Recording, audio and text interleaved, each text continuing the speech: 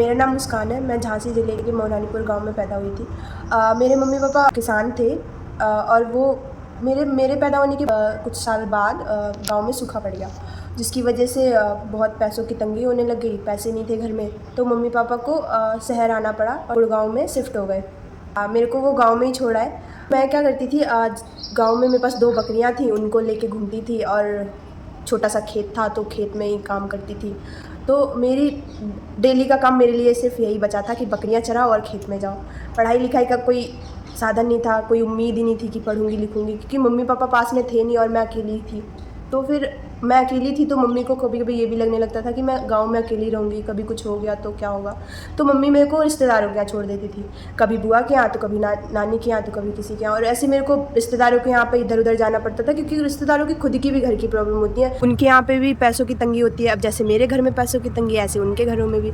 तो कभी कभी ऐसा लगता था कि मैं उनके ऊपर बोझ बनती जा रही हूँ। तो फिर मेरे को ये बहुत बुरा लगता था ये सोच के कि मेरे मम्मी पापा पास में नहीं रहते, फिर भी मेरे को यहाँ छोड़ के चले जाते हैं। तो मैंने मम्मी को बोला कि मुझे बस लेके चलो, अब मैं और नहीं रह सकती यहाँ पे। मेरे पापा वैसे गुड़गांव में ना वो दिहाड़ी का काम करते थे और मम्मी घरों में झाड़ू पोछा बर्तन और खाना। फिर धीरे धीरे मम्मी को खाना बनाने का काम मिलने लगा तो मम्मी खाना बनाने लगी। बाद धीरे धीरे मम्मी मुझे भी अपने साथ लेके जाने लगी। और जब मम्मी मुझे वहाँ लेके जाती थी तो मैं मम्मी की हेल्प कर देती थी, जैसे कि मैं बर्तन धुलती थी, ठीक है, झाड़ू भी लगा देती थी, पोछा भी लगा देती थी और सेल्फ साफ़ करती थी। फिर वहाँ पे जब मैं जाती थी तो वहाँ पे बच्चे पढ़ रहे होते थे, छोटे छोटे बच्चे होते थे नर्सरी केजी में। तो मैं उनकी बुक्स देखती थी और देखती थी तो मैं खोल के ऐसे बैठ जाती थी। फिर उसके बाद मैंने सोचा कि अगर मेरे को पढ़ना ही है तो मेरे को थोड़ा अच्छे से पढ़ना चाहिए। फिर मैंने मम्मी को बोला तो मम्मी ने पूछा बहुत लोगों से।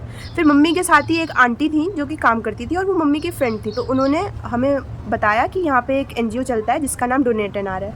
डोनेट एन आर में भी जब मैं गई और मैंने एग्ज़ाम दिया तो मैं वहाँ पे मेरे से पूछा कि तुमको क्या क्या आता है।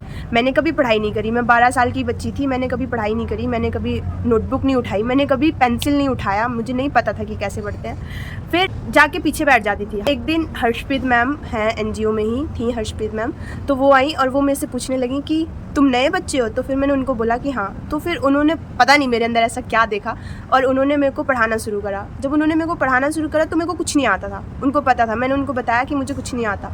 फिर मैं धीरे धीरे छोटे बच्चों के साथ बैठना शुरू करा मैंने, और फिर बैठने के बाद मैंने ABCD सीखी, अल्फ़ाबेट सीख के फिर थोड़े छोटे मोटे वर्ड्स पढ़ना सीखा।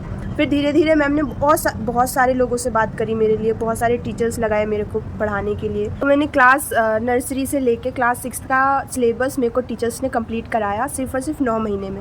उन्होंने मेरे साथ इतनी मेहनत करी कि 9 महीने में मेरे को सारा सिलेबस कंप्लीट करा दिया। उनमें से वीनस मैम, शस्मिता मैम और एक मोंची मैम करके थी जो कि मेरे को इंग्लैंड से पढ़ाती थी, ऑनलाइन क्लासेस लेती थी। और फिर मेरे को 9 महीने में इस काबिल बना दिया, मुझे इतना पढ़ा दिया कि मैं अपनी उम्र के हिसाब से क्लास में एडमिशन ले सकूँ। तो फिर मुझे क्लास 8 में एडमिशन मिला। फिर क्या होता था कि क्लास तो आगे बढ़ती जा रही थी, लेकिन मेरे वही हालात थे, पढ़ लेती थी लेकिन समझ नहीं आती थी। अब मैं बैठ के रोने लगती थी। फिर दिव्य सर आए और उन्होंने मेरी बहुत हेल्प करी। वो मेरे को आते थे बैठ के अकेले, मैं अकेली बच्ची थी, फिर भी उन्होंने कभी ये नहीं सोचा कि मैं अकेली हूँ, मैं क्यों इस बच्ची पे अपना टाइम बर्बाद करूँ। उन्होंने अपने फुल एफर्ट्स दिए, मेरे को समझाया, पढ़ाया, लिखाया, मेंटली मुझे इतना स्ट्रॉन्ग बनाया। ये चलता रहा। फिर मैंने अपने 10th के एग्ज़ाम्स दिए, कोविड में ही 10th के एग्ज़ाम्स हुए मेरे। मैंने 10th के एग्ज़ाम्स दिए, अच्छे नंबर आने लगे तो थोड़ा सेल्फ़ कॉन्फिडेंस भी बढ़ गया कि चलो कर सकती हूँ, पढ़ सकती हूँ। 2024 अभी चल रहा है, तो मैं 2020 से ही डोर कैंपस में ही रहती हूँ। यहीं से मैंने अपनी पढ़ाई करी, यहीं पे मैंने अपने 10th की पढ़ाई करी, 12th की पढ़ाई करी। और अब मेरा 12th का एग्ज़ाम हो गया है, मेरे मार्क्स आ गए हैं और अब मैं BBA की पढ़ाई शुरू कर रही हूँ। और मैंने 12th में और 11th में पढ़ते पढ़ते मैंने बाकी बच्चों को भी पढ़ाया, गांव वालों को। तो मैंने वहाँ पे ये चीज़ देखी कि गांव की बच्चियों के पास इतनी अपॉर्चुनिटी नहीं होती, जैसे मेरे पास नहीं थी, पर समहाउ मैं यहाँ पे पहुँची और फिर मेरे को इतनी सारी अपॉर्चुनिटीज़ मिली। तो मैं चाहती हूँ कि मेरे जैसी जितनी बच्चियाँ हैं, जितनी औरतें हैं जिनको नहीं अपॉर्चुनिटी मिलती, मैं उनके बारे में कुछ सोचती हूँ। तो हमने अभी एक कंपनी इस्टेब्लिश करी है जिसमें मीनाक्षी मैम और मधु मैम मेरी मदद कर रही हैं, जिसका नाम है शुद्ध ट्रीट्स।